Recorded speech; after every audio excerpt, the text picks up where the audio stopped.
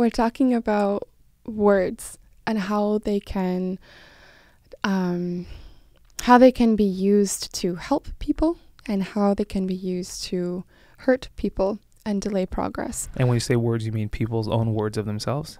Yeah, absolutely. Okay. So to dumb it down in like a therapy modality like ACT or acceptance and commitment therapy,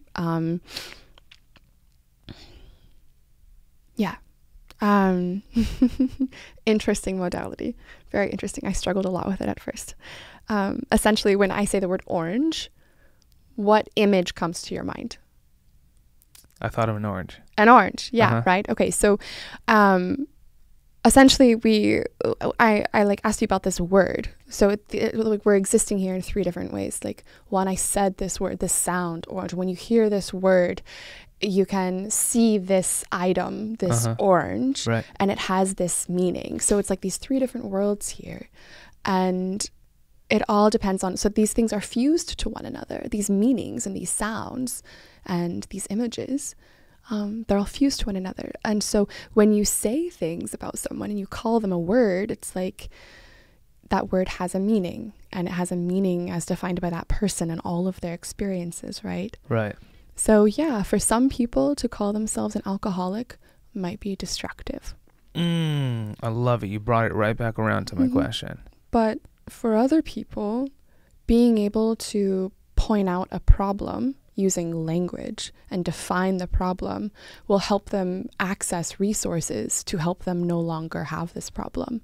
Because if you're like, fuck, I'm unhappy, something is wrong, but I don't have the language to understand what is going on, how can I sit down at my computer in front of Google or Psychology Today and say, I need a therapist who knows how to handle blah, blah, blah, alcoholism, depression, like I can't eat, I can't sleep, like these are all certain levels of awareness and certain understandings of definitions that we have already in the cultural narrative.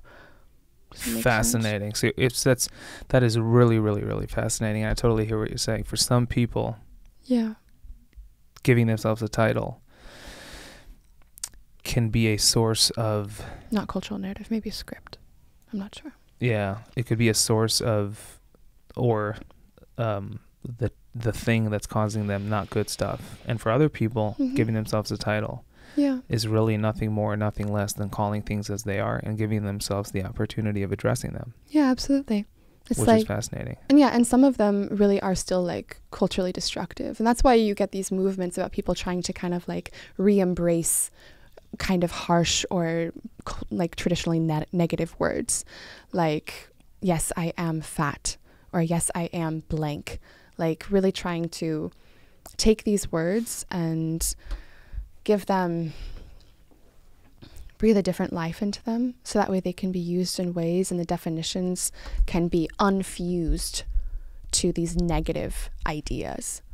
And that way it allows us to use these words again in more constructive ways. Right. To be able to say like, oh, well, to address this, we want to do these things. But if I say we need to address this, and culturally this word has a lot of like stigma around it, then I'm not just saying let's address this and go and to be able to do these things. I'm saying this, and people are focused on all of this other shit and what that means and who I must be in order to say this thing. So like when I'm like being really practical, like in the therapy room, it's like, no, I want to be able to just like boop, boop, boop, be problem solving. And if the word that I need to use in order to address this problem has all of this baggage, then it's not just the system, the progress, the definition that is hitting my client. It's all of the emotions that come with it.